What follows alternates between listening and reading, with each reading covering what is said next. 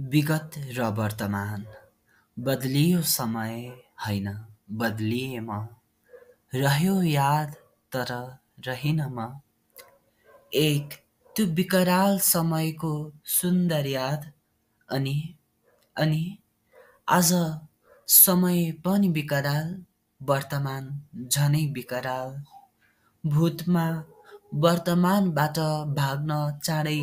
ठुलो हौँ भन्दै रोएको आज कर्तव्य र जिम्मेवारीबाट पछि हट्नै नसकेको 30 रुपैयाँमा कपाल काट्न एक्लै नजाने म आज हजारौँको खर्च गर्दा पनि चुप छु म एक्लै हुँदा चिच्याएको कराएको प्रतिध्वनि आज साथमा हुँदा समेत किन सुन्दिन रुँदा पुस्ने गरेको आमाको शबको आज खोला बगाउँदा पनि किन कतै भेट्दिन मिठो पापा खान 10 रुपैयाँ घरबाट ठगेर लगेको